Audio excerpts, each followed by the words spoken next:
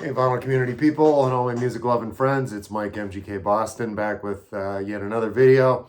Wasn't planning on doing a video this weekend, but because I've been in preparations for my contest launch, which is going to be next Friday. That's 5, 6, 7. That's Friday, December 9th, if I'm not mistaken. So the official launch of the contest I'll be having will be on that date. And my wife Patty will be involved. That's the only spoiler that I'm going to give away for that.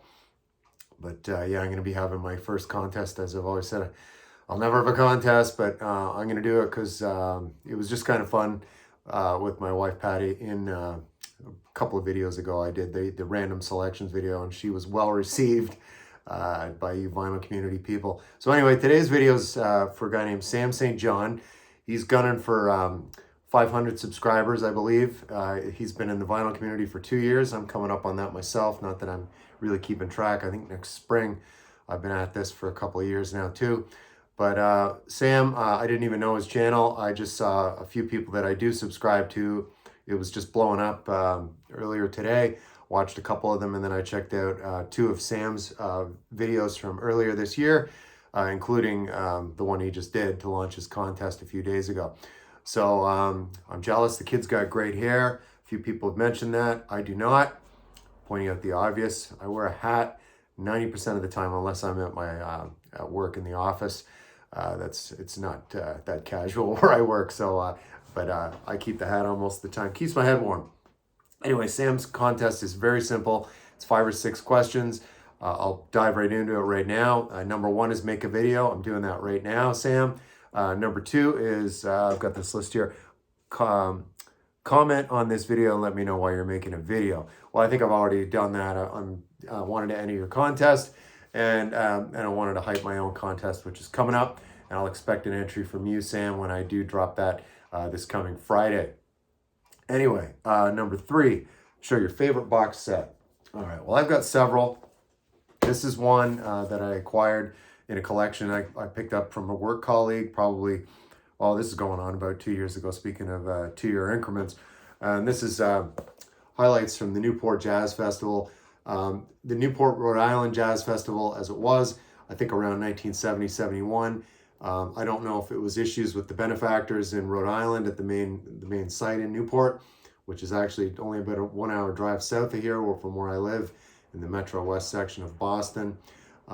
They moved the venue to New York City, and in New York City, it was spread across 25, 30 different venues over around a 10-year period, because around 81, 82, they in fact went back to Newport, Rhode Island, where it remains today. This is a 6 LP set. It's really brilliant. Sleeve looks worn, but the records are in excellent shape.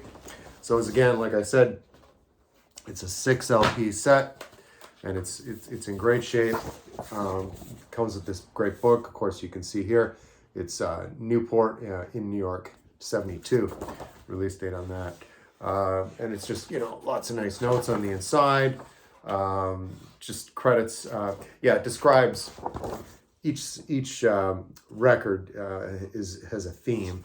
So record 5 is the Jimmy Smith Jam. Of course, Jimmy Smith being the famous jazz organist, with accompaniment by several others on here. Clark Terry, Kenny Burrell. Yeah, of course, Jimmy Smith himself. There he is right there. My thumb is. But yeah, so this is nice. Again, the book's in great condition. There's one more thing I was going to show inside. Oh, there's a couple of, I keep old concert ticket stubs, so that's kind of cool. There's a couple of ends of the ticket stubs would have been for the show, or one of the shows rather. So anyway, that's a box set, and it's probably one of my best. I could have picked a few, but this, again, Sunday, my routine, I listen to a lot of jazz on Sunday afternoons, and I'm probably going to fire this one up when I'm done making this video. I'm not sure which of the 6 records I'll listen to, but I'll go with whatever I feel inspired to do. All right, show an album by an artist you've seen live. So that was a live box set. This is a band I've seen 5 times live. As I've mentioned in my previous videos, I'm originally from Ontario, Canada. Used to go to a lot of shows in the Toronto area, and I saw this band in Toronto. 1, 2, 3, 4. Of those 5 shows, I saw them 3 in Toronto. So Kingswood Music Theatre up at Canada's Wonderland, which is now called Paramount something or other. And then at the old Molson Amphitheatre, which I think now is called Budweiser Stage or something like that. That's right down on Lake Ontario. So I saw them twice there. And then here in the greater Boston area, I saw them twice. Same venue.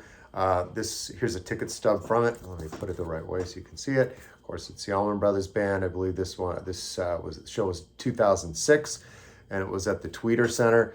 That's out in Mansfield. That's near Gillette Stadium, where the New England Patriots play. Right beside Foxborough. That's the name of the town, right beside Mansfield. This ticket's seen better days. It's a little beat up, but I just thought for bonus points, Sam, I'd throw this ticket stub in, as well as showcase some of the band here. So again, I'm a big fan. I was buying CDs all through the 90s, so these are going to be some CDs when I first got into the Allman Brothers Band. Of course, this is the famous Live at the Fillmore East rather, in New York City, recorded in 1971. It was culled from 5 performances. This is a double CD set. Of course, there you have it right there on the inside. And of course, this comes with a nice booklet.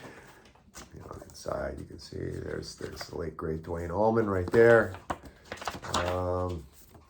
There's Dickie Betts. So right down there. So yeah, that's the Allman Brothers Band live at the Fillmore East in New York City. It's a band I've seen live not once but 5 times, including that ticket stub right there from 2006. And I'll show a couple more because they're just such a great live band. They used to do a set of New Year's Eve shows every year at the Beacon Theater, also in New York City. This is one called Peekin' at the Beacon. This is from shows from March 2000. March 2000 was the release date on this one. Actually, this was not on New Year's Eve. I take that back. It was 3 nights in March of 2000. So I do know that most of the Peekin' at the Beacon series, though, were New Year's Eve, if I'm not mistaken. But yeah, this was another great set. And of course, they're all here. Don't Want You No More. It's Not My Cross to Bear. Every Hungry Woman. Black-Hearted Woman. And Leave My Blues at Home. That's another great one there. Allman Brothers Live, and just for the hell of it, here's one more. This is called Second Set. CD print is so small on this. I'm not even sure of the venue. Of course, their longtime collaborator and producer, Tom Dowd. Let's see what's on the inside here. Just the track listing here. Just some guitar picks. There's a couple of drumsticks. Here's a drumstick here. Speaking of live shows, I caught this at the Cult concert this past July here in Boston. I was 4th row. That was pretty killer. And yeah, so there's big Warren Haynes right there on guitar too. I'm showing extra live stuff here, Sam, because there's one of your questions here. Show a sealed record. I don't have one, so I'm hoping this will cover me from getting disqualified by showing some extra live stuff by an excellent live band that is no longer, unfortunately. That's the Allman Brothers Band. All right. And what else do we have here? Show an album. Oh, I'm getting ahead of myself here. Show an album you've only heard once. So I was on a big kick with The Killer lately. He passed, as we're all aware, about 4 weeks ago. I'm a big fan of vintage country music, and I really like his country music. This is not a country album. This is a terrible album. This was released in 1982. I listened to this only once. It's now in the reject pile where I'll just trade it for store credit. It's really dreadful. The title track is the only one that's really listenable even, and he opens with that, and then it's all downhill from there. It's called My Fingers Do the Talking. And then after that, it's just mediocrity. Just not Jerry Lee Lewis at his finest by any stretch, but this record's in good shape, so I can get a few bucks for it on credit. So again, that's a record I've only listened to once. And so the thing, one of the question right before that was show a sealed record. I just have a pet peeve about sealed records in the shrink wrap. I'm not a fan of it. Records are meant to be listened to. I don't collect to make money on my collection. I've got some stuff that's valuable, but it's for me, not to sell it. That's why I have it. So I do put my records in plastic sleeves. You'll see me like these things here just to preserve them, preserve my albums. But the shrink, if I buy something and it's still in the shrink, I rip the shrink wrap off. I just have no use for it. So anyway, Sam, I hope that's not a disqualifier for me, but just my editorial on shrink wrap on records. Anyway, show an autograph or an album that you would like to be autographed. Well, I'm not an autograph hound. This was kind of a funny story behind this one, though, and I'll show the autograph in a moment. This was, of course, a one-time, one-off supergroup. They did get back together recently, and they are touring again.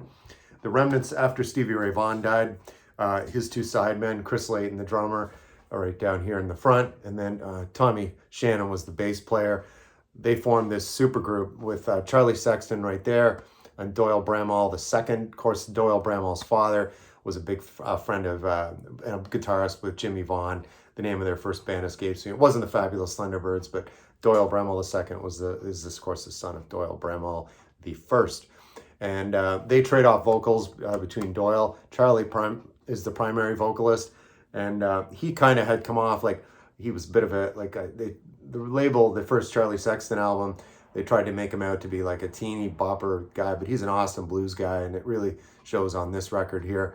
And of course, this is the self-titled debut of the Archangels. So I was working in Toronto. I had just come out of university at the time. Again, this was would have been 1992. And on my way home, I was by the subway, ready to jump the subway. I went in Sam the Record Man, and I was going to see these guys that night. Well, they were doing a store appearance at Sam the Record Man, the flagship store that's no longer on Yonge Street. And any of my viewers in the Toronto area, well, anybody in Canada, you're going to know Sam the Record Man. It was a huge chain. So anyway, they were there doing an in-store signing. And of course, I was there and I grabbed the CD. I have 2 copies of this because I saw the guys and I'm like, I already had the CD that I purchased a few weeks ago, anticipating going to that concert. But anyway, I got this one and there it's signed. So I've got Charlie Sexton, Tommy Shannon, and Doyle Bramall here. And I did not get Chris Layton, the drummer, but I got 3 right there. And I remember walking up and meeting them, and yeah, there's Doyle down here. He's an excellent guitar player. Played a lot on the Eric Clapton Crossroads concert festivals. Just if you look up Doyle Bramall II, you'll see him, and he's a great guy. He's played with a lot of different people, but he's done some solo work on his own too, and is a sideman for other people. Nothing special else on the inside, just the lyric sheet. But again, an autographed record or a band that you would have autographed. This is actually the only autographs I have, and I have a pretty big collection. I've got about 700 CDs, and I'm approaching around 1,000 albums right now, floating around that number. And these are the only autographs I have, but kind of fun to pull this out and show it. So that was an interesting question. I've never seen that. I've entered a lot of contests in the vinyl community, and I've never actually seen a request for an autograph. So that was interesting. But if you like traditional blues rock, Archangels, this is a really great album. The big single from this was called Living in a Dream. If you want to see what this is indicative of, look up that track. Sent by Angels is another good one on this one too. And See What Tomorrow Brings. Again, they both trade off on the lead vocals. That's Doyle Bramall and Charlie Sexton. So again, Sam St. John, check out his channel. This is my entry to his push to 500 subscribers I think he's going for. He seems to be quite popular. I don't think he's going to have an issue getting to that number. Not that it's a popularity contest or anything like that, but it's all about putting out good content, and that's what we're all trying to do, I think, here at the end of the day. So again, stay tuned. This Friday, whenever I get home from the office, just due to travel schedules, this is when me and my wife can do this video. And again, it's going to be kind of funny. It's going to be something completely different. It's going to be a contest you've never probably seen before. Both my wife works in sales and marketing, so she kind of got into it, and so we're gonna have some fun with this one. So stay tuned, folks. This is MGK Boston signing off, and I'll see you next time.